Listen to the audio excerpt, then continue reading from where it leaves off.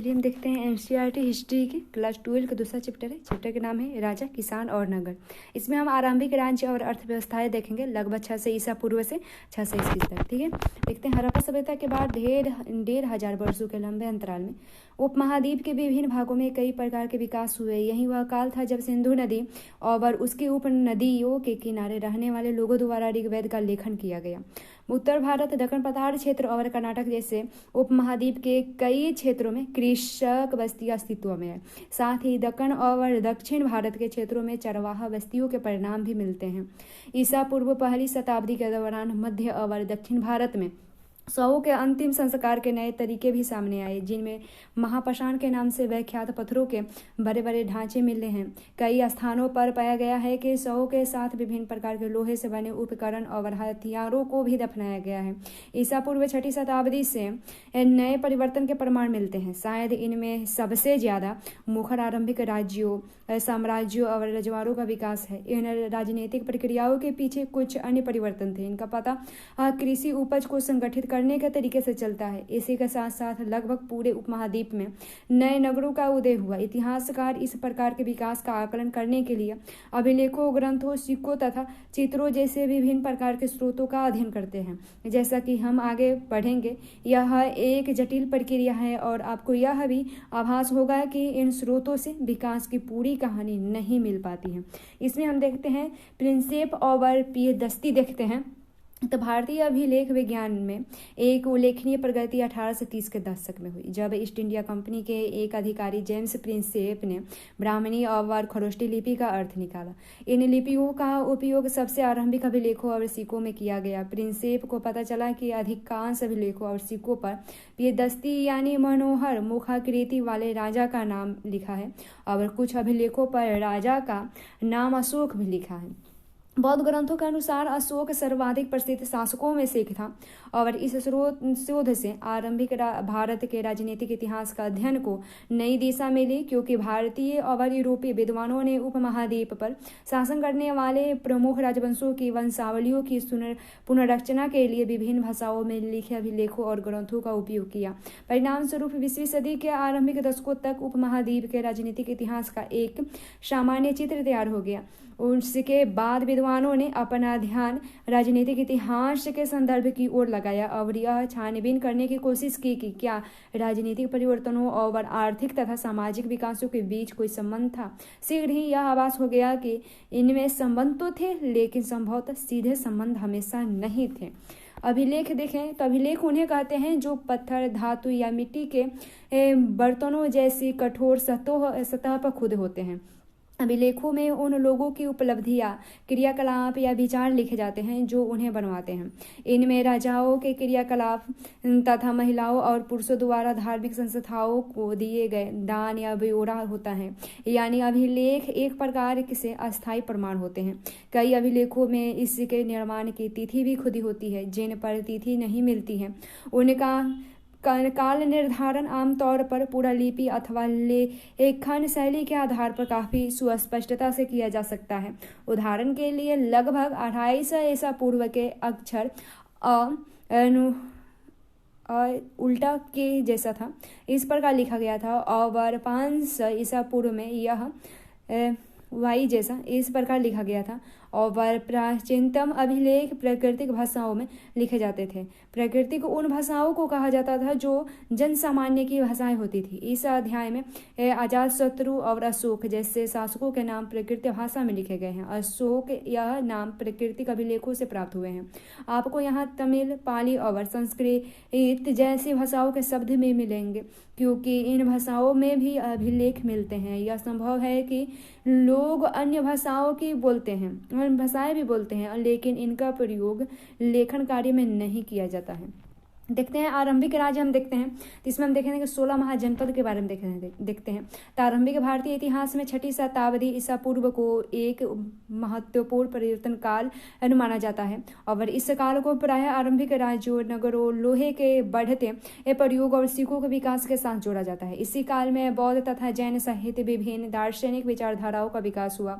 बौद्ध और जैन धर्म के आरंभिक ग्रंथों में महाजनपद नाम से 16 राज्यों का उल्लेख मिलता है। यद्यपि महाजनपदों के नाम नाम की सूची इन ग्रंथों में एक समान नहीं है, लेकिन बज्जी, मगध, कौशल, कुरु, पंचाल, गंधार और अवंती जैसे नाम प्राय मिलते हैं। इससे यह स्पष्ट है कि उक्त महाजनपद सबसे महत्वपूर्ण महाजनपदों में से गिने जाते हैं। अधिकांश महाजनपदों पर राजा का शासन होता था, लेकिन गण और संघ के नाम से प्रसिद्ध राज्यों में कई लोगों का समूह शासन करता था। इस समूह का प्रत्येक व्यक्ति राजा कहलाता था। भगवान महावीर और भगवान बुद्ध इन्हीं गणों से संबंधित थे। वजीर संघ की ही भांति कुछ राज्यों में भूमि सहित अनेक आर्थिक स्रोतों पर राजा गण सामूहिक नियंत्रण रखते थे। यद्यपि स्रोतों के अभाव में इन राज्यों के इतिहास पूरी तरह लिखे नहीं जा सके, लेकिन ऐसे कई राज्य लगभग 1000 साल तक बने रहे।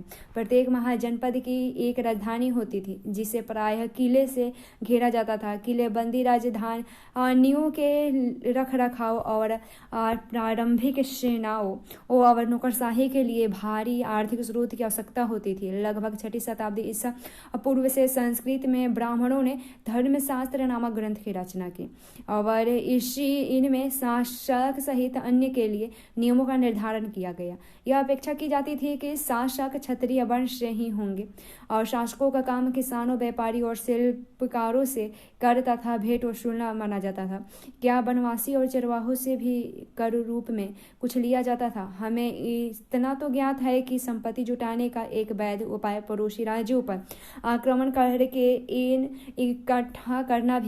धन इकट्ठा करना भी माना जाता था। धीरे धीरे कुछ राज्यों ने अपनी अस्थायी सेना और नौकरशाही तंत्र तैयार कर लिए। बाकी राज्य अब भी सहायक सेना पर निर्भर थे, जिन्हें प्रायः कृषक वर्ग से नियुक्त किया जाता था। 16 महाजनपदों में प्रथम हम मगध के बारे में देखें तो 6वीं से 4वीं शताब्दी ईसा पूर्व में मगध यानी आधुनिक बिहार सबसे शक्तिशाली महाजनपद बन गया। आधुनिक इतिहासकार इसके कई कारण बताते हैं। यह पहला एक है कि मगध क्षेत्र में खेती की उपज खास तौर पर अच्छी होती थी। दूसरा है कि लोहे की खदानें यानी आधुनिक झारखंड में खदानें भी आसानी से उपलब्ध थी, जिसके कारण और हथियार बनाना सरल होता था। जंगली क्षेत्रों में हाथी उपलब्ध थे, जो सेना के एक महत्वपूर्ण अंग थे।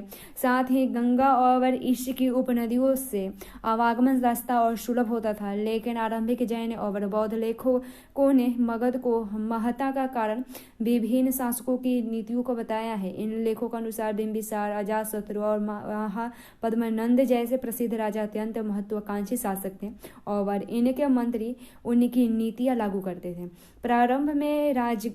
प्रारंभ में राजगाह यानी आधुनिक बिहार के राजगीर का प्रकृत नाम है, मगध की राजधानी थी। यह रोचक बात है कि इस शब्द का अर्थ है राजाओं का घर। प्रहरियों के बीच बसा राजगाह यानी राजगीर एक किले बंद शहर था।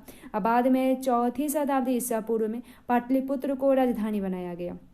4वीं शताब्दी ईसा पूर्व में पाटलिपुत्र को राजधानी बनाया गया, जिसे अब पटना कहा जाता है, जिसकी गंगा के रास्ते आवागमन के मार्ग पर महत्वपूर्ण अवस्थियां थी।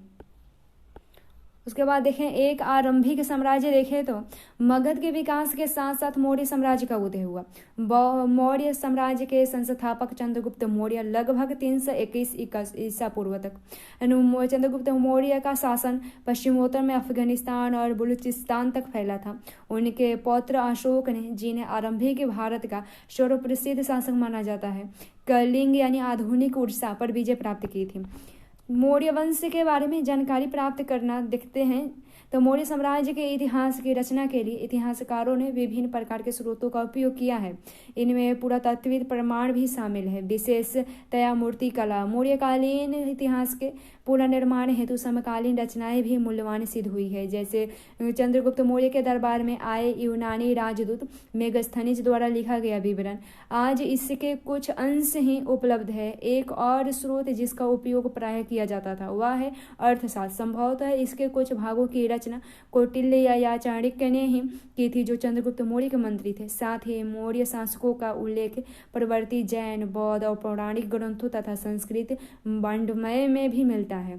यद्यपि युक्त साक्ष्य बड़े उपयोगी हैं, लेकिन पत्थरों और स्तंभों पर मिले अशोक के अभिलेख प्रायः सबसे मूल्यवान स्रोत माने जाते हैं।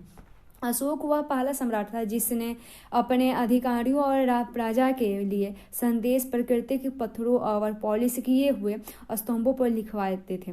अशोक ने अपने अभिलेखों के माध्यम से धम्म का प्रचार किया। इनमें बड़ों के प्रति आदर, सन्यासियों और ब्राह्मणों के प्रति उदारता, सेवकों और दासों के साथ उदार व्यवहार तथा दूसरों के धर्मों और परंपराओं का आदर शामिल था। साम्राज्य का प्रशासन देखें तो मौर्य साम्राज्य के 5 प्रमुख राजनीतिक केंद्र थे। राजधानी पाटलिपुत्र और 4 प्रांतीय केंद्र तक्षशिला, उज्जैनी, तोषली और सुवर्णगिरी। इन सब का उल्लेख अशोक के अभिलेखों में किया गया। यदि हम इन अभिलेखों का परीक्षण करें तो पता चलता है कि आधुनिक पाकिस्तान के पश्चिमोत्तर सीमांत प्रांत से लेकर आंध्र प्रदेश, उड़ीसा और उत्तराखंड तक हर स्थान पर एक जैसे संदेश उत्कीर्ण किए गए थे। क्या इतने विशाल साम्राज्य की प्रशासनिक व्यवस्था समान रही होगी? इतिहासकार अब इन निष्कर्ष पर पहुंचे हैं कि ऐसा संभव नहीं है। साम्राज्य में शामिल क्षेत्र बड़े विविध और भिन्न भिन्न प्रकार के थे। कहाँ अफगानिस्तान के पहाड़ी क्षेत्र और कहाँ उड़ीसा के तटवर्तीय क्षेत्र। यह संभव है कि सबसे प्रबल प्रशासनिक नियंत्रण साम्राज्य की राजधानी तथा उसके आसपास के प्रांतीय केंद्रों पर रहा होगा। पर से इन केंद्रों का चयन बड़े ध्यान से किया गया। तक्षशिला और उज्जैनी दोनों लंबी दूरी वाले महत्वपूर्ण व्यापार मार्ग पर स्थित है, जबकि सुवर्णगिरी अर्थात सोने के पहाड़ कर्नाटक में सोने की खदान के लिए उपयोगी था। साम्राज्य के संचालन के लिए भूमि और नदियों और दोनों मार्गों से आवागमन बना रहा अत्यंत आवश्यक था। राजधानी से प्रांतों तक जाने में कई सप्ताह या महीने का समय लगता होगा। इसका अर्थ यह है कि यात्रियों के लिए खान पान की व्यवस्था और उनकी सुरक्षा भी करनी पड़ती होगी। यह स्पष्ट प्रतीत होता है कि सेना सुरक्षा का एक प्रमुख माध्यम रही होगी। मेगास्थनीज ने सैनिक गतिविधियों के संचालन के लिए एक समिति और 6 उप समितियों का उल्लेख किया है। इनमें से एक का काम नौसेना का संचालन करना था तो दूसरा यातायात और खान पान का संचालन करती थी। तीसरा का काम पैदल सैनिकों का संचालन, चौथा का अश्वारोहिणी, 5वीं का रथारोहिणी तथा 6ठी का काम हाथियों का संचालन करना था। दूसरी उप समिति का दायित्व विभिन्न प्रकार का था। उपकरणों के ढोने के लिए बैलगाड़ियों की व्यवस्था, सैनिकों के लिए भोजन और जानवरों के लिए चारे की व्यवस्था करना तथा सैनिकों की देखभाल के लिए सेवकों और शिल्पकारों की नियुक्ति करना। अशोक ने अपने साम्राज्य को अखंड बनाए रखने का प्रयास किया और ऐसा उन्होंने धम्म के प्रचार द्वारा किया। जैसा कि हमने अभी ऊपर पढ़ा, धम्म के सिद्धांत बहुत ही साधारण और सार्वभौमिक थे। अशोक के अनुसार धम्म के माध्यम से लोगों का जीवन इस संसार में और इसके बाद के संसार में अच्छा होगा। धम्म के प्रचार के लिए धम्म महामात नाम से विशेष अधिकारियों की नियुक्ति की गई थी। मौर्य साम्राज्य की कितना महत्वपूर्ण था देखते हैं। तो 19वीं सदी में जब इतिहासकारों ने भारत के आरंभिक इतिहास की रचना शुरू की तो मौर्य साम्राज्य के इतिहास का एक प्रमुख काल माना गया। इस समय भारत ब्रिटिश साम्राज्य के अधीन एक औपनिवेशिक देश था। 19वीं और आरंभिक 20वीं सदी के भारतीय इतिहासकारों को प्राचीन भारत में एक ऐसे साम्राज्य की संभावनाएं बहुत चुनौतीपूर्ण तथा उत्साहवर्धक लगी। साथ ही प्रस्तुत मूर्तियों सहित मौर्यकालीन सभी पुरातत्व एक अद्भुत काल के प्रमाण थे जो साम्राज्य की पहचान माने जाते थे। इतिहासकारों को लगा कि अभिलेखों पर लिखे संदेश अन्य शासकों के अभिलेखों से भिन्न हैं। इनमें उन्हें यह लगा कि अन्य राजाओं की अपेक्षा अशोक एक बहुत शक्तिशाली और परिश्रमी शासक थे। साथ ही वे बाद के उन राजाओं की अपेक्षा विनीत भी थे जो अपने नाम के साथ बड़ी बड़ी उपाधियां जोड़ते थे। इसलिए इनमें कोई आश्चर्यजनक बात नहीं थी कि 20वीं सदी के राष्ट्रवादी नेताओं ने भी अशोक को प्रेरणा का स्रोत माना। फिर भी मौर्य साम्राज्य कितना महत्वपूर्ण था, यह साम्राज्य मात्र 150 साल तक ही चल पाया, जिसे उपमहाद्वीप के इस लंबे इतिहास में बहुत बड़ा काल नहीं माना जाता है। और इसके अतिरिक्त यदि आप मानचित्र 2 को देखें तो पता चलेगा कि मौर्य साम्राज्य उपमहाद्वीप के सभी क्षेत्रों में नहीं फैल गया था। फैल पाया था और यहाँ तक कि साम्राज्य की सीमा के अंतर्गत ही नियंत्रण एक समान नहीं था। दूसरी शताब्दी ईसा पूर्व आते आते उपमहाद्वीप के कई भागों में नए नए शासक और रजवाड़े स्थापित होने लगे थे। राजधर्म के नवीन सिद्धांत में देखें तो दक्षिण के राजा और सरदार के बारे में देखते हैं तो उपमहाद्वीप के दक्कन और उससे दक्षिण के ही क्षेत्र में स्थित तमिलकम अर्थात तमिलनाडु एवं आंध्र प्रदेश और केरल के कुछ हिस्से में चोल, चेर और पांड्य जैसी सरदारियों का उदय हुआ। ये राज्य बहुत ही समृद्ध और अस्थायी सिद्ध हुए।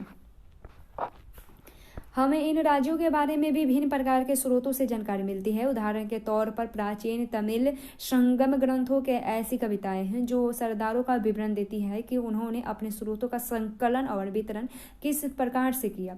कई सरदार और राजा लंबी दूरी के व्यापार द्वारा राजस्व जुटाते थे। इनमें मध्य और पश्चिम भारत के क्षेत्रों पर शासन करने वाले सातवाहन लगभग द्वितीय शताब्दी ईसा पूर्व से तृतीय शताब्दी तक थे और उपमहाद्वीप के पश्चिमोत्तर और पश्चिम में शासन करने वाले मध्य एशियाई मूल के शक शासक शामिल थे। इनमें सामाजिक उद्गम के बारे में अधिक जानकारी तो नहीं मिलती है और लेकिन जैसा कि हम सातवाहन शासकों के बारे में अध्याय 3 में पढ़ेंगे कि एक बार सत्ता में आने के बाद उन्होंने ऊंचे सामाजिक अस्तित्व का दावा कई प्रकार से किया।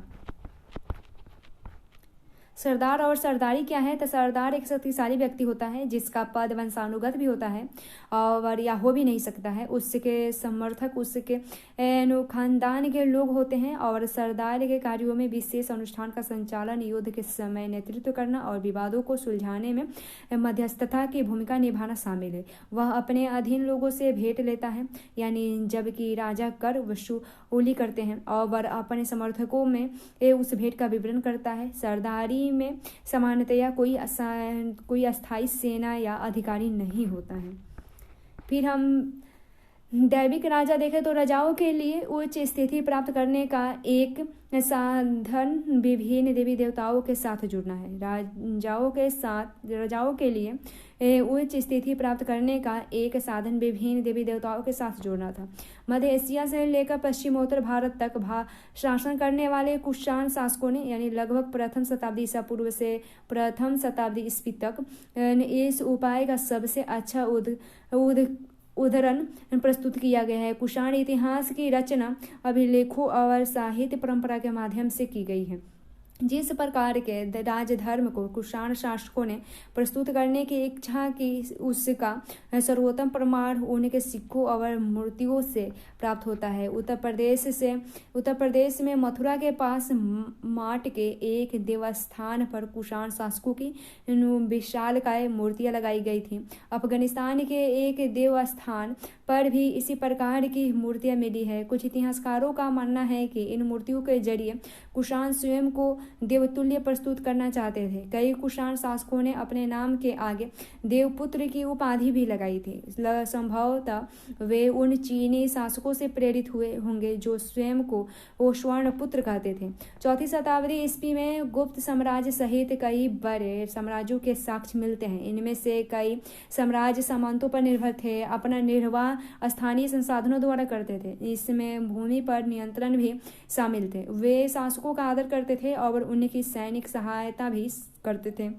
जो समान शक्तिशाली होते थे वे राजा भी बन जाते थे और जो राजा दुर्बल होते थे वे बड़े शासकों का अधीन हो जाते थे। गुप्त शासकों का इतिहास साहित्य, सिक्कों और अभिलेखों की सहायता से लिखा गया है।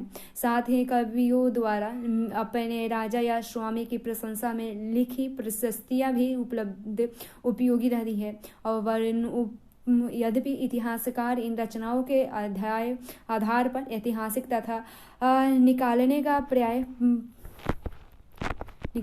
प्रयास करते हैं, लेकिन उनके रचयिता यथात्म विवरण की अपेक्षा उन्हें काव्यात्मक ग्रंथ मानते हैं। उदाहरण के तौर पर इलाहाबाद स्तंभ अभिलेख के नाम से प्रसिद्ध प्रयाग प्रशस्ति की रचना हरिसेन, जो स्वयं गुप्त साम्राज्यों के संभवतः सबसे शक्तिशाली सम्राट समुद्रगुप्त के राज कवि थे, उन्होंने संस्कृत में की थी।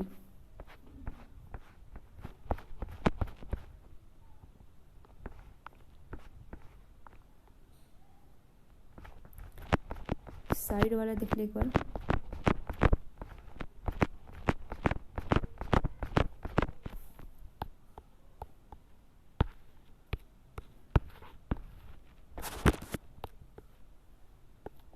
अभिलेख हम देख लिए हैं। और जनपद का अर्थ एक ऐसा भूखंड है जहाँ कोई जन यानी लोग, कुछ या जनजाति अपना अनुपाव रखता है अथवा बस जाता है। इस शब्द का प्रयोग प्रकृति या संस्कृत दोनों में मिलता है जनपद का। और फिर ओलिगार्की या समूह शासक उसे कहते हैं जहां सत्ता पुरुषों के एक समूह के हाथ में होती है। अपने पिछले वर्ष जिन रोमन गणराज्य के बारे में पढ़ा वह एक समूह शासन ही है, यद्यपि इसका नाम अलग है। फिर भाषाएं और लिपियां देखें तो अशोक के अधिकांश अभिलेख प्रकृत में हैं, जबकि पश्चिमोत्तर से मिले अभिलेख अरामेइक और यूनानी भाषा में है। प्रकृति के अधिकांश अभिलेख ब्राह्मणी लिपि में लिखे गए हैं, जबकि पश्चिमोत्तर के कुछ अभिलेख खरोष्टी में लिखे गए हैं। अरामेकई और यूनानी लिपियों का प्रयोग अफगानिस्तान में मिले अभिलेखों में किया गया है।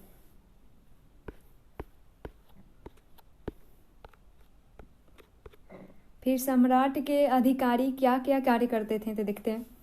मेगास्थनीज के विवरण का एक अंश दिया गया है। साम्राज्य के महान अधिकारियों में से कुछ नदियों की देखरेख और भूमि मापन का काम करते थे, जैसे कि मिस्र में होता था। कुछ प्रमुख नहरों से उपनहरों के लिए छोड़े जाने के लिए पानी के मुख्य द्वार का निरीक्षण करते थे, ताकि हर स्थान पर पानी की समान पूर्ति हो सके। यही अधिकारी शिकारियों की संचालन करते थे और अधिकारियों के कृत्यों के आधार पर उन्हें इनाम या दंड देते थे। वे कर वसूली करते हैं और भूमि से जुड़े सभी व्यवसाय का निरीक्षण करते हैं। साथ ही लकड़हारों, बढ़ई, लोहारों और खननकर्ताओं का भी निरीक्षण करते हैं। सेना के लिए हाथी पकड़ना देखें तो अर्थशास्त्र में सैनिक और प्रशासनिक संगठन के बारे में विस्तृत विवरण मिलते हैं। मिसाल के तौर पर हाथी को पकड़ने के लिए उपाय के बारे में उसमें यह लिखा गया है। हाथी वनों के संरक्षण, हाथियों को पालने वाले लोगों, हाथी के पैरों में जंजीर बांधने वाले लोगों, सीमा रक्षकों, वनस्पतियों और महावतों के साथ मिलकर 5 से 7 हथियारों की मदद से जंगली हाथियों द्वारा गिराए गए मलमूत्र को पहचानते हुए उन्हें पकड़ने का काम करते थे।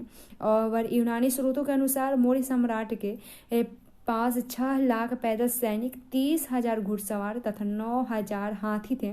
कुछ इतिहासकार इस विवरण को अतिशयोक्तिपूर्ण मानते हैं।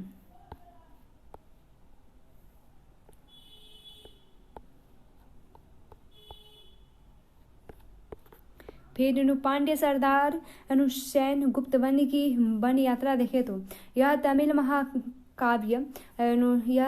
महाकाव्य शिल्पाधिकारम का एक अंश है। जब वह वन की यात्रा पर थे तो लोग नाचते गाते हुए पहाड़ों से उतरे ठीक उसी तरह जैसे पराजित लोग विजय का आदर करते हैं। वे अपने साथ उपहार लाए, जिनमें हाथी दांत, सुगंधित लकड़ी, हिरणों के बाल से बने चंवर, मधु, चंदन, गेहूं, सुरमा, हल्दी, इलायची, मिर्च आदि वस्तुएं थीं। वे अपने साथ नारियल, आम, जड़ी बूटी, फल, प्याज, गन्ना, फूल, सुपारी, केला, बाघों के बच्चे, शेर, हाथी, बंदर, भालू, हिरन, कस्तूरी मृग और लोमड़ी, मोर, जंगली मुर्गे, बोलने वाले तोते आदि भी लाए थे।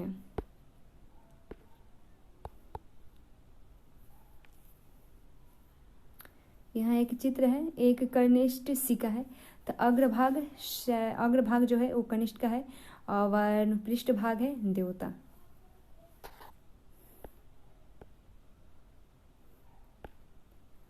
फिर समुद्रगुप्त की प्रशस्ति देखें तो यह प्रयाग प्रशस्ति का एक अंश है। धरती पर उनका कोई प्रतिद्वंदी नहीं था।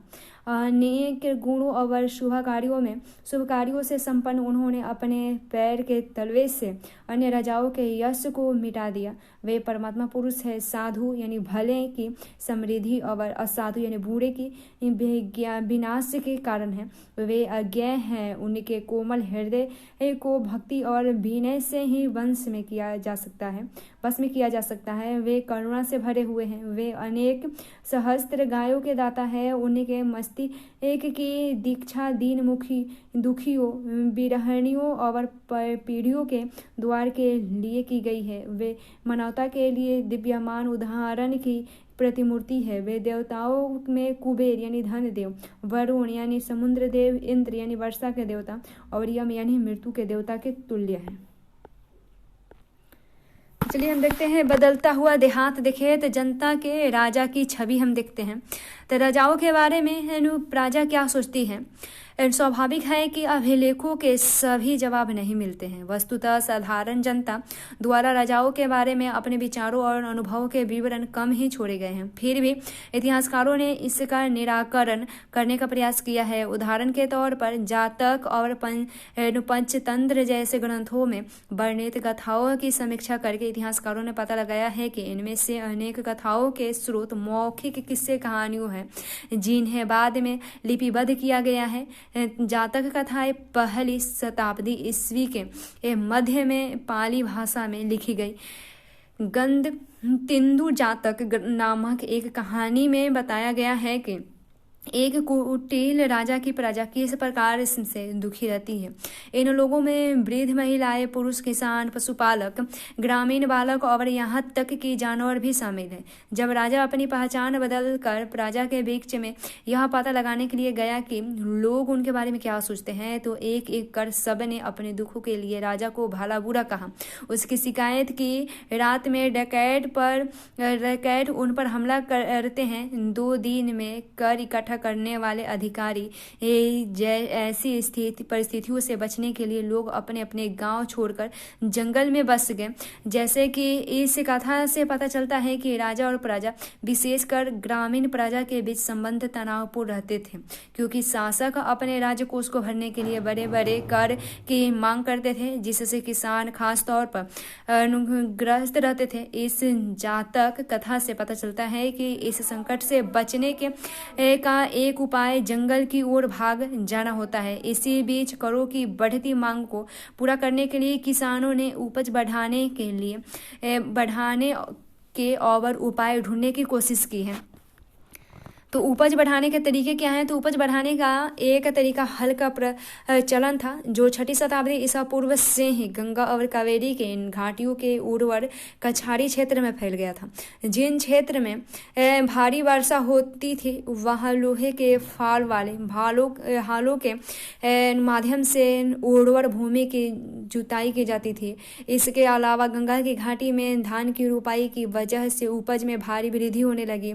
हालांकि किसानों को इसके लिए कमरतोड़ मेहनत करनी पड़ती थी। यद्यपि लोहे के फाल वाले हल की वजह से फसलों की उपज बढ़ने लगी, लेकिन ऐसे हलों का उपयोग उपमहाद्वीप के कुछ हिस्सों में सीमित थी और पंजाब और राजस्थान जैसे अर्धशुष्क जमीन वाले क्षेत्र में लोहे के फाल वाले हल का प्रयोग 20वीं सदी में शुरू हुआ था।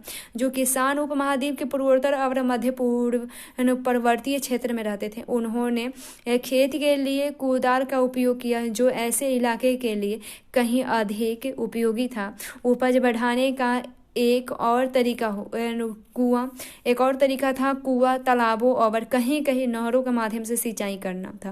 व्यक्तिगत लोगों और कृषक समुदाय ने मिलकर सिंचाई के साधन निर्मित किए। व्यक्तिगत तौर पर तालाबों, कुओं और नहरों से जैसे सिंचाई साधन निर्मित करने वाले लोग प्रायः राजा का प्रभावशाली लोग थे, जिन्होंने अपने इन कामों का उल्लेख अभिलेख में भी करवाया है।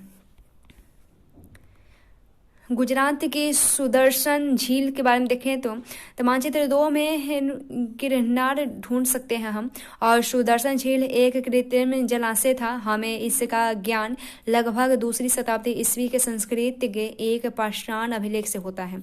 इन अभिलेख को शक शासक रुद्रदामन की उपलब्धियों का अभिलेख करने के लिए बनवाया गया था। इस अभिलेख में कहा गया है कि जलद्वारों और तटबंधों वाली इस झील का निर्माण मौर्य काल में एक स्थानीय राज्यपाल द्वारा किया गया था, लेकिन एक भीषण तूफान के कारण इसके तटबंध टूट गए और सारा पानी बह गया। बताया गया है कि एक तत्कालीन शासक रुद्रदामन ने इस झील की मरम्मत अपने खर्चे से करवाई थी और इसके लिए अपनी प्रजा से कर भी नहीं लिया गया था। इसी पाषाण खंड पर एक और अभिलेख यानी लगभग 5वीं सदी है और इसमें कहा गया है कि गुप्त वंश के एक शासक ने एक बार फिर इस झील को मरम्मत करवाई थी।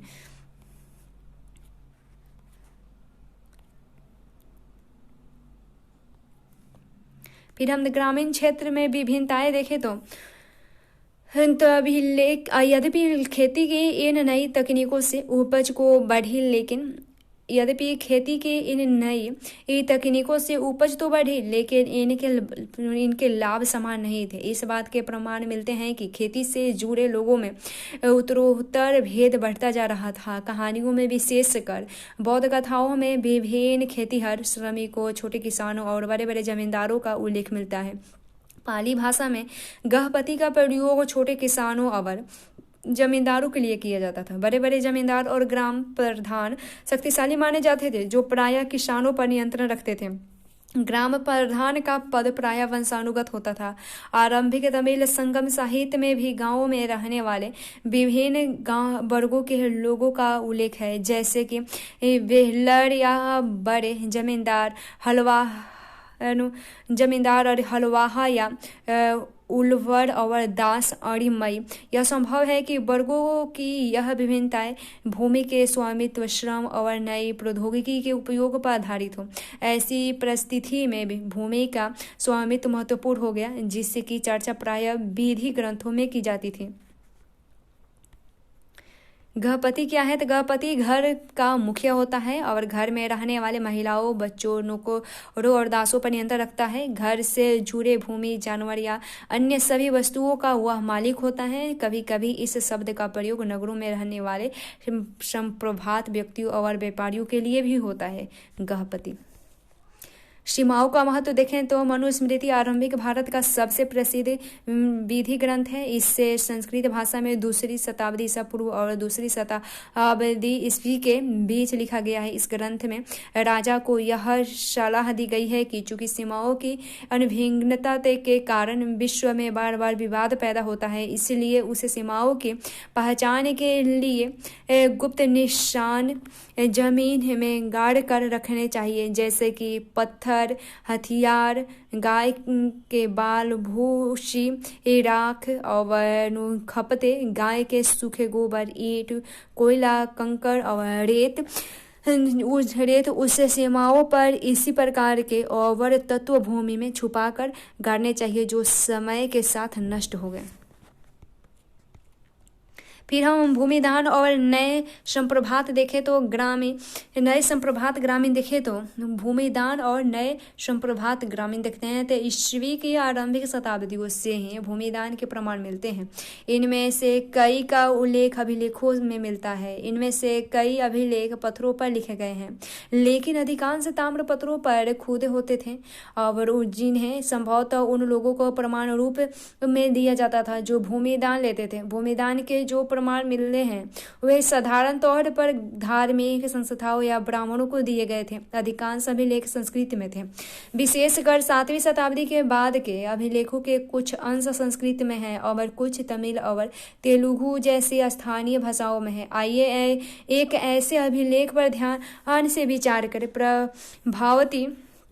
प्रभावती गुप्त आरंभिक भारत के एक सबसे महत्वपूर्ण शासक चंद्रगुप्त द्वितीय यानी लगभग 775 से 415 ईसा पूर्व तक चंद्रगुप्त मौर्य का शासन था, तो उसकी पुत्री थी। उसका विवाह दक्कन पठार के वाकाटक परिवार में हुआ था, जो एक महत्वपूर्ण शासक वंश था।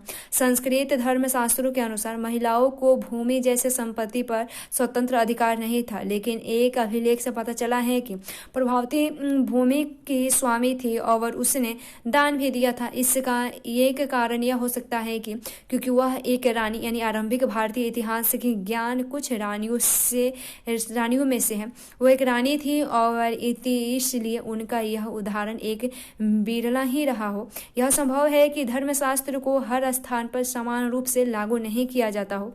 अभिलेख से हमें ग्रामीण प्रजा का भी पता चलता है। इनमें ब्राह्मण, किसान तथा अन्य प्रकार के वर्ण शामिल थे, जो शासकों या उनके प्रतिनिधियों को कई प्रकार के वस्तुएं प्रदान करते थे।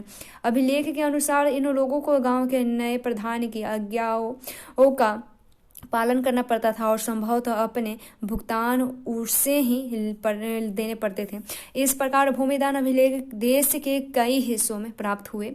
क्षेत्रों में दान दिए गई भूमि की माप में अंतर है, कहीं कहीं छोटे छोटे टुकड़े तो कहीं कहीं बड़े बड़े क्षेत्र दान में दिए गए हैं। साथ ही भूमिदान में दान प्राप्त करने वाले लोगों के अधिकारों में भी क्षेत्रीय परिवर्तन मिलते हैं। इतिहासकारों में भूमिदान का प्रभाव एक गर्म वाद विवाद का विषय बना हुआ है।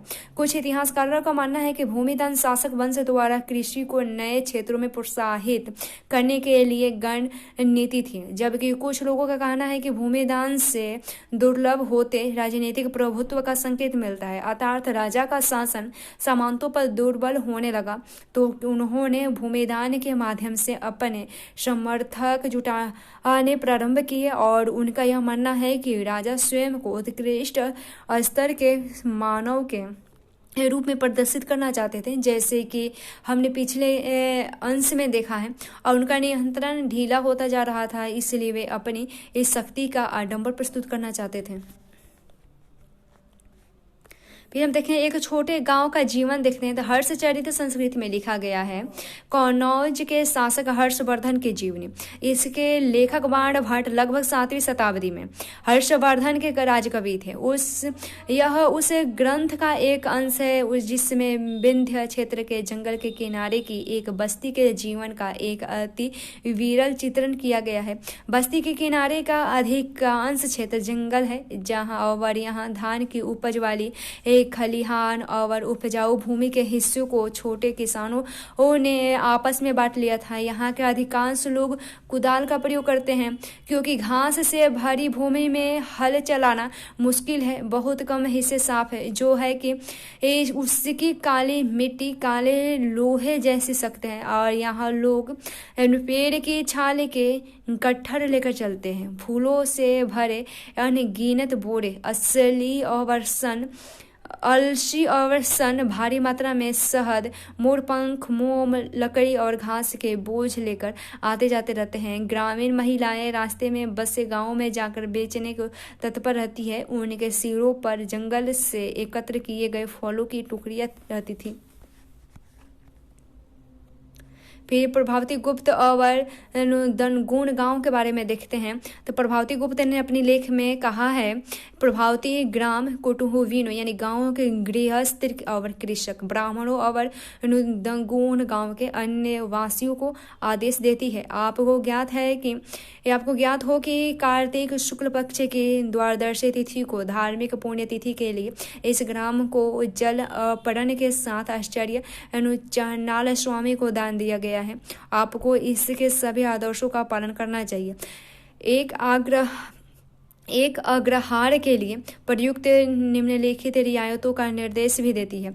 इस गांव में पुलिस या सैनिक प्रवेश नहीं करते। दौरे पर आने वाले शासकीय अधिकारियों को यह गांव घास देने और आसन में प्रयुक्त होने वाली जानवरों की खाल और कोयला देने में दायित्व से मुक्त है। साथ ही वे मदिरा खरीदने और नमक हेतु खुदाई करने के लिए राजस्व अधिकारी को क्रियान्वित किए जाने खाने से मुक्त है। इस गांव को खनिज पदार्थ की खरीद, वृक्ष के उत्पादन देने से भी छूट है, फूल और दूध देने से भी छूट है। इस गांव का दान इसके भीतर की संपत्ति और छोटे बड़े छोटे सभी करों सहित किया गया है।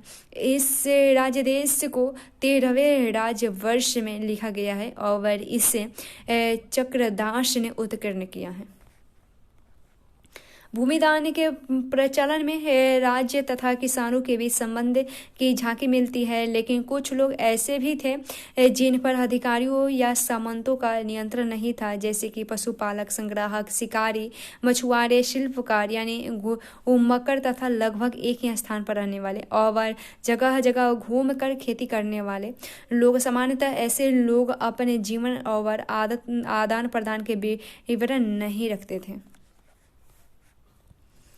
अग्रहार उस भूभाग को कहते हैं जो ब्राह्मणों को दान दिया जाता था। ब्राह्मणों से भूमि कर या अन्य प्रकार के कर लेनी वसूले जाते थे और ब्राह्मणों को स्वयं स्थानीय लोगों से कर वसूलने का अधिकार था। फिर हम नगर एवं व्यापार देखें तो उसमें नए नगर के बारे में देखते हैं। आइए उन नगरों की बात करें जिनका विकास लगभग 6ठी शताब्दी ईसा पूर्व में उपमहाद्वीप के विभिन्न क्षेत्र में हुआ। जैसे कि हमने पढ़ा है कि इनमें से अधिकांश नगर महाजनपदों की राजधानियां थी और प्राय सभी नगर संचार मार्गों के किनारे बसे थे। पाटलिपुत्र जैसे कुछ नगर नदी मार्ग के किनारे बसे थे। उज्जैनी जैसे अन्य नगर भूतल मार्गों के किनारे थे और इसके अलावा पुहार जैसे नगर समुद्र तट पर थे, जहाँ से समुद्री मार्ग प्रारंभ हुए। मथुरा जैसे अनेक शहर व्यावसायिक, सांस्कृतिक और राजनीतिक गतिविधियों के जीवंत केंद्र थे। नगरीय जनसंख्या देखें तो संप्रभात वर्ग का शिल्पकार दिखते हैं, वर्ग और शिल्पकार दिखते हैं। तो हमने पढ़ा है कि शासक वर्ग और राजा किलेबंद नगरों में रहते थे। यद्यपि इनमें से अधिकांश स्थलों पर व्यापक रूप से खुदाई करना संभव नहीं है, क्योंकि आज भी इन क्षेत्रों में लोग रहते हैं, यानी हड़प्पा शहरों से भिन्न, लेकिन फिर भी यहाँ से विभिन्न प्रकार के पुरावशेष प्राप्त हैं। इनमें उत्कृष्ट क्षेत्र के और कृत श्रेणी के मिट्टी के कटोरे और आहलियाँ मिली है, जिन पर चक्रदार कलई चढ़ी है और इन्हें उत्तरी कृष्ण वर्जित पात्र कहा जाता है। संभवतः इनका उपयोग अमीर लोग ही किया करते होंगे। साथ ही सोने, चांदी, कांस्य, तांबे, हाथीदांत, शीशे जैसी तरह तरह के पदार्थों के बने गहने, उपकरण, हथियार, बर्तन, सीप और पकी मिट्टी मिली है। द्वितीय शताब्दी ईस्वी आते आते हमें कई नगरों में छोटे धनात्मक अभिलेख प्राप्त होते हैं। इनमें दाता के नाम के साथ साथ प्रायः उसके व्यवसाय का भी उल्लेख होता है। इनमें नगरों में रहने वाले धोबी, बुनकर, लिपिक, बढ़ाई, कुम्हार, स्वर्णकार, लोहाकार, अधिकारी, धार्मिक गुरु, व्यापारी और राजाओं के बारे में विवरण लिखे होते हैं। कभी कभी उत्पादकों और व्यापारियों के संघ का भी उल्लेख मिलता है, जिन्हें श्रेणी कहा जाता है। ये श्रेणियां संभवतः पहले कच्चे माल को खरीदती थी, फिर उनमें सामान तैयार कर बाजार में बेच देती थी। यह संभव है कि शिल्पकारों ने नगर में रहने वाले संप्रभात लोगों की बढ़ती मांग को पूरा करने के लिए कई प्रकार के लौह उपकरणों का प्रयोग किए हैं। पाटलिपुत्र का इतिहास हम देखें तो प्रत्येक नगर का अपना इतिहास था। उदाहरण के तौर पर पाटलिपुत्र का विकास पाटलिग्राम नामक के एक गांव से हुआ है। फिर 5वीं सदी ईसा पूर्व में मगध शासकों ने अपनी राजधानी राजगिर से हटाकर इसे बस्ती में लाने का निर्णय लिया और इसका नाम बदल दिया। 4वीं शताब्दी ईस्वी से ईसा पूर्व तक आते आते यह मौर्य साम्राज्य की राजधानी और एशिया के सबसे बड़े नगरों में से एक बन गया। बाद में इसका महत्व कम हो गया और जब चीनी यात्री नुस्वेन संग 7वीं सदी ईस्वी में आया तो इससे यह नगर खंडहर में बदला मिला और उस समय यहाँ की जनसंख्या में भी कमी आई थी। यहाँ एक प्रतिमा की भेंट, यह मथुरा से मिली एक मूर्ति का भाग है। इस पर प्रकृति में अभिलेख है जिसमें कहा गया है कि एक स्वर्णकार धर्मक की पत्नी नागपिहलिया ने इसे एक धार्मिक स्थल में स्थापित किया था। धनात्मक अभिलेख में धार्मिक संस्थाओं को दिए गए दान का विवरण होता है। फिर हम देखते हैं उपमहाद्वीप और उसके बाहर का व्यापार देखते हैं। 6ठी शताब्दी ईसा पूर्व से ही उपमहाद्वीप में नई मार्गों और भूभागों का मानव जाल बिछ गया था और कई दिशाओं में फैल गया था। मध्य एशिया और उससे भी आगे तक भूमार्ग थे। समुद्र तट पर बने कई बंदरगाहों से जल मार्ग अरब सागर से होते हुए उत्तरी अफ्रीका, पश्चिमी एशिया तक फैल गया था और बंगाल की खाड़ी से यह मार्ग चीन और दक्षिण पूर्व एशिया तक फैल गया था। शासकों ने प्रायः इन मार्गों पर नियंत्रण करने की कोशिश की और संभवतः वे इन मार्गों पर व्यापारियों की सुरक्षा के बदले उनसे धन लेते थे। इन मार्गों पर चलने वाले व्यापारियों में पैदल फेरी लगाने वाले व्यापारी तथा बैलगाड़ी और घोड़े खच्चरों जैसे जानवरों के दल के साथ चलने वाले व्यापारी होते थे। साथ ही समुद्री मार्ग से भी लोग यात्रा करते थे, जो खतरनाक तो थी लेकिन कुछ लाभदायक भी होती थी। तमिल भाषा में मत्स्य थुवन और प्रकृति में सतवाह और सेठी के नाम से प्रसिद्ध फसल व्यापारी बड़े धनी हो जाते थे। नमक, अनाज, कपड़ा, धातु और उससे निर्मित उत्पादन, पत्थर, लकड़ी, जड़ी बूटी जैसे अनेक प्रकार के सामान एक स्थान से दूसरे स्थान तक पहुंचाए जाते थे। रोमन साम्राज्य में काली मिर्च जैसे मसालों तथा कपड़ों और जड़ी बूटियों की भारी मांग थी। इन सभी वस्तुओं को अरब सागर के रास्ते भूमध्य क्षेत्र तक पहुंचाया जाता था। सिक्के और राजा देखे तो व्यापार के लिए सिक्के के प्रचलन में विनिमय कुछ हद तक आसान हो गया था। चांदी और तांबे के आहत सिक्के यानी 6ठी शताब्दी ईसा पूर्व सबसे पहले ढाले गए और प्रयोग में आए। पूरे उपमहाद्वीप में खुदाई के दौरान इस प्रकार के सिक्के मिलते हैं। मुद्रा शास्त्रियों ने इनका और अन्य सिक्कों का अध्ययन करके उनके वाणिज्य प्रयोग के संभावित क्षेत्र का पता लगाया है। आहत सिक्के पर बने प्रतीकों को उन विशेष मौर्य वंश जैसे राजवंशों के प्रतीक से मिलाकर पहचान करने की कोशिश की गई है, तो पता चला है कि इन सिक्कों को राजाओं ने जारी किया था और यह भी संभव है कि व्यापारियों, धनपतियों और नागरिकों ने इस प्रकार के कुछ सिक्के जारी किए हों। शासकों की प्रतिमा और नाम के साथ सबसे पहले सिक्के हिंद यूनानी शासकों ने जारी किए थे। उन्होंने 2री शताब्दी ईसा पूर्व में उपमहाद्वीप के पूर्वोत्तर क्षेत्र पर नियंत्रण स्थापित किया था। सोने के सिक्के सबसे पहले 1म शताब्दी ईस्वी में कुषाण राजाओं ने जारी किए थे। उनके आकार और वजन तत्कालीन रोमन सम्राटों तथा ईरान के पार्थियन शासकों द्वारा जारी सिक्कों के बिल्कुल समान थे और उत्तर और मध्य भारत के कई पूरा स्थल पर ऐसे सिक्के मिले हैं। सोने के सिक्कों को व्यापक प्रयोग में संकेत मिलते हैं कि बहुमूल्य वस्तुओं और भारी मात्रा में वस्तुओं का विनिमय किया जाता था और इसके अलावा दक्षिण भारत के अनेक पुरास्थलों से बड़ी संख्या में रोमन सिक्के मिले हैं, जिनसे यह स्पष्ट है कि व्यापारिक तंत्र राजनीतिक सीमाओं से बाधा नहीं था, क्योंकि दक्षिण भारत रोमन साम्राज्य के अंतर्गत न होते हुए भी व्यापारिक दृष्टि से रोमन साम्राज्य से संबंधित था। पंजाब और हरियाणा जैसे क्षेत्रों के योद्धे यानी 1म शताब्दी ईस्वी कबायली गणराज्यों ने भी सिक्के जारी किए थे। पुराविदों को योद्धे शासकों द्वारा जारी तांबे के सिक्के हजारों की संख्या में मिले हैं, जिनसे योद्धेयों की व्यापार में रुचि और सहभागिता परिलक्षित होती है। सोने के सबसे भव्य सिक्कों में से कुछ गुप्त शासकों ने किए थे। इनके आरंभिक सिक्कों में प्रयुक्त सोना अति उत्तम था। इन सिक्कों के माध्यम से दूर देशों में व्यापार विनिमय करने में आसानी होती थी, जिससे शासकों को भी लाभ होता था। 6ठी शताब्दी ईस्वी से सोने के सिक्के मिलने कम हो गए और क्या इससे यह संकेत मिलता है कि उस काल में कुछ आर्थिक संकट पैदा हो गया था। इतिहासकारों में इसको लेकर मतभेद है। कुछ का कहना है कि रोमन साम्राज्य के पतन के बाद दूरवर्ती व्यापार में कमी आई, जिससे उन राज्यों, समुदायों और क्षेत्रों की संपन्नता पर असर पड़ा जिन्हें दूरवर्ती व्यापार से लाभ मिलता था। अन्य का कहना है कि इस काल में नए नगरों और व्यापार के नवीन तंत्रों का उदय होने लगा था। उनका यह भी कहना है कि यद्यपि इस काल के सोने के सिक्कों का मिलना तो कम हो गया, लेकिन अभिलेखों और ग्रंथों में सिक्के का भी उल्लेख होता था। और क्या इससे का अर्थ यह हो सकता है कि सिक्के इसलिए कम मिलते हैं क्योंकि वे प्रचलन में थे और उनका किसी ने संग्रह करके नहीं रखा था।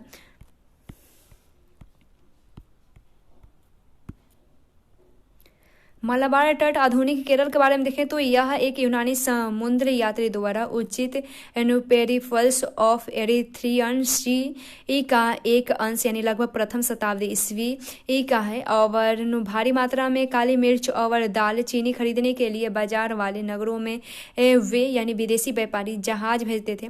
एक तो यहाँ भारी मात्रा में सिक्के, पुखराज, सुरमा, मूंगे, कच्चे शीशे, तांबे, टीन और शीशे का आयात किया जाता था। इन बाजारों के आसपास भारी मात्रा में उत्पन्न काली मिर्च का निर्यात होता था और इसके अलावा उच्च कोटि के मोतियों, हाथी दांत, रेशमी वस्त्र, विभिन्न प्रकार के पारदर्शी पत्थरों, हीरो और काले नग और कछुए की पोखरी का भी भारी मात्रा में आयात होता था। तमिलनाडु के कोडुमनाल में बहुमूल्य और कम मूल्यवान पत्थरों से बनाए जाने वाले मूंगों को उद्योग के पुरातात्विक साक्ष्य मिले हैं। यह संभव है कि पेरिफल्स में वर्णित पत्थरों को इन्हीं तटवर्ती बंदरगाहों तक स्थानीय व्यापारी लाए होंगे।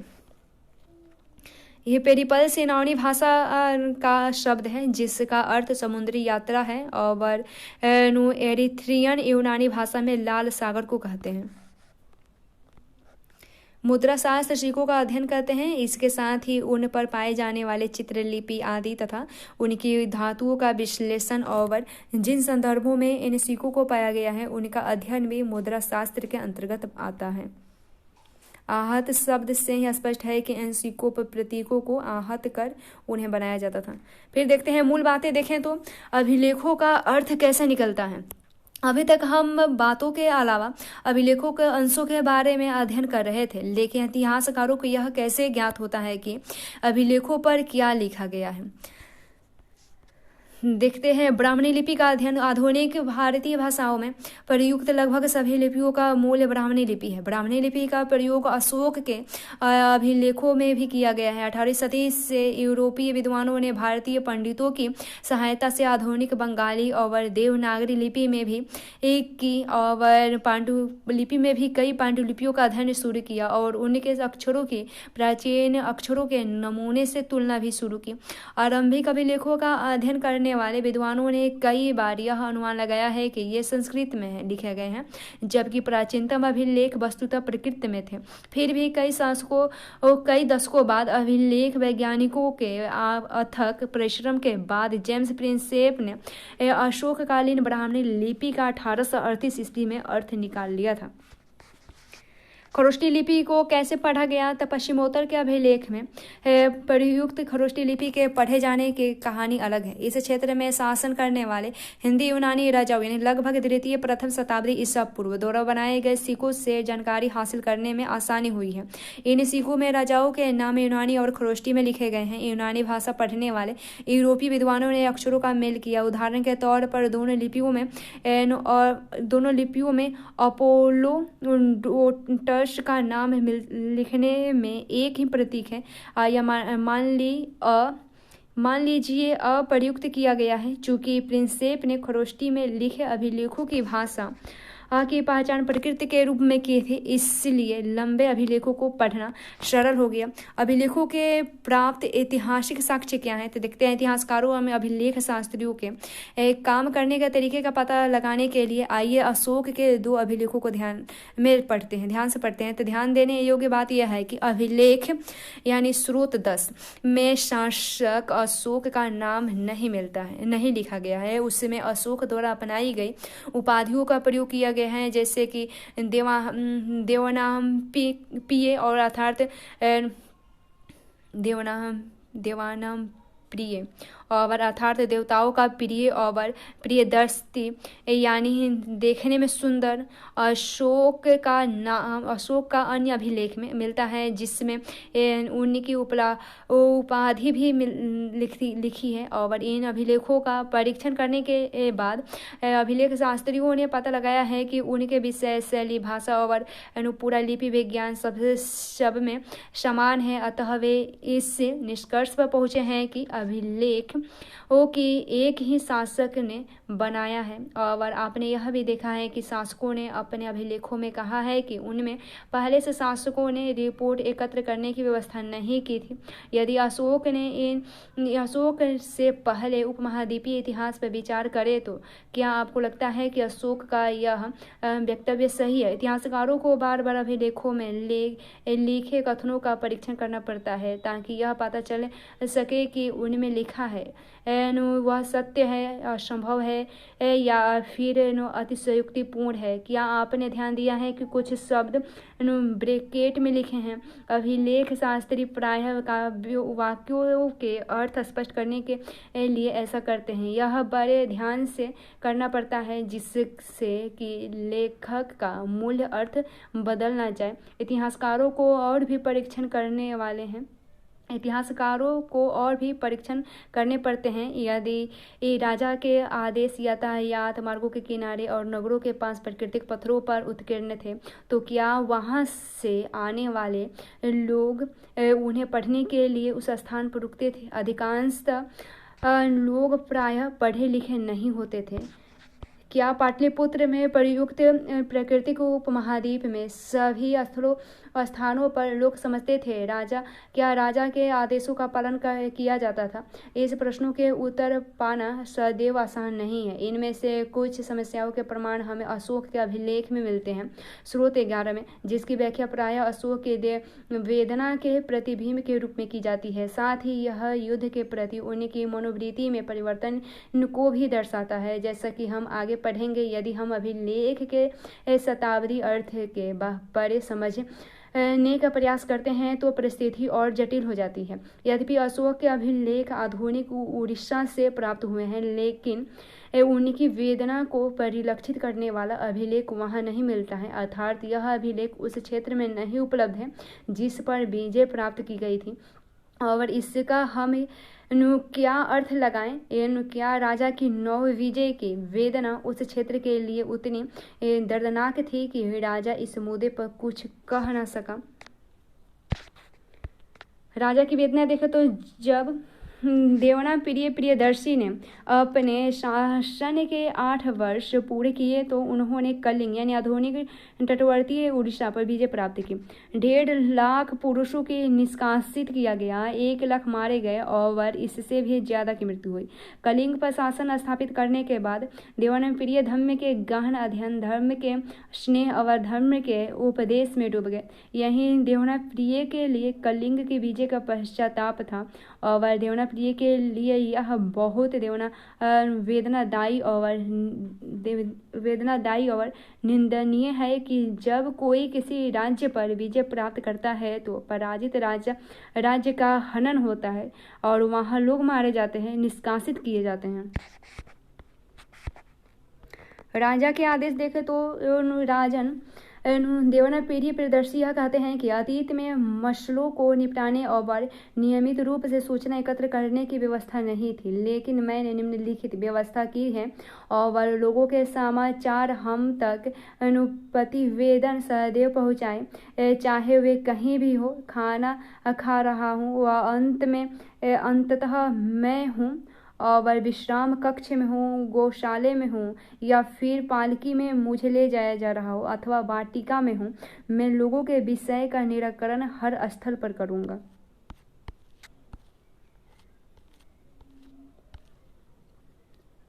फिर हम देखते हैं अभिलेख साक्ष्य की सीमा देखें तो अब आपको यह पता चलेगा कि अभिलेखों से प्राप्त जानकारी की भी सीमा होती है। कभी कभी इसकी तकनीकी सीमा होती है। अक्षरों को हल्के ढंग से उत्कीर्ण किया जाता है जिन्हें पढ़ पाना मुश्किल होता है। साथ ही अभिलेख नष्ट भी हो जा सकते हैं जिससे अक्षर लुप्त हो जाते हैं। इसके अलावा अभिलेखों के शब्द के वास्तविक अर्थ के बारे में पूर्ण रूप से ज्ञान हो पाना सदैव सरल नहीं होता, क्योंकि कुछ अर्थ किसी विशेष स्थान या समय से संबंधित होते हैं।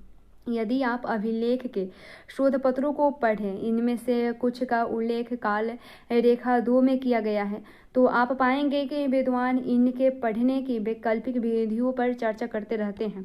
यद्यपि कई हजार अभिलेख प्राप्त हुए हैं, लेकिन सभी के अर्थ नहीं निकाल आ सके हैं या प्रकाशित किए गए हैं कि या उनके अनुवाद किए गए हैं। इनके अतिरिक्त और अनेक अभिलेख रहे होंगे जो कालांतर में सुरक्षित नहीं बचे हैं, इसलिए जो अभिलेख अभी उपलब्ध है वह संभवतः कुछ अभिलेखों के अंश मात्र हैं। इसके अतिरिक्त एक और मौलिक समस्या है। यह जरूरी नहीं है कि जिससे हम आज राजनीतिक और आर्थिक रूप से महत्वपूर्ण मानते हैं उन्हें अभिलेखों में अंकित किया गया हो। उदाहरण के तौर पर खेती की दैनिक प्रक्रिया और रोजमर्रा के जिंदगी के सुख दुख का उल्लेख अभिलेख में नहीं मिलता है, क्योंकि प्रायः अभिलेख बड़े और विशेष अवसरों पर वर्णन करते हैं। जिसके अलावा अभिलेख हमेशा उन्हीं व्यक्तियों के विचार व्यक्त करते हैं जो उन्हें बनवाते थे। इसलिए इन अभिलेखों में व्यक्त विचारों की समीक्षा अन्य विचारों के परिप्रेक्षण में करनी होगी ताकि अपने अतीत का बेहतर ज्ञान हो सके। काल रेखा है प्रमुख राजनीतिक और आर्थिक विकास। तो लगभग 600 ईसा पूर्व से 500 ईसा पूर्व धन की रोपाई, गंगा घाटी में नगरीकरण, महाजनपद, आहत सिक्के। और 500 ईसा पूर्व से 400 ईसा पूर्व तक मगध के शासकों की सत्ता का पकड़ था। और 327 ईसा पूर्व से 325 ईसा पूर्व तक सिकंदर का आक्रमण। और 321 ईसा पूर्व में चंद्रगुप्त मौर्य का राज्यारोहण। और 272 से 268 या 231 ईसा पूर्व से अशोक का शासन। और उसके बाद 185 ईसा पूर्व मौर्य साम्राज्य का अंत। 200 से 100 ईसा पूर्व में पश्चिमोत्तर के शक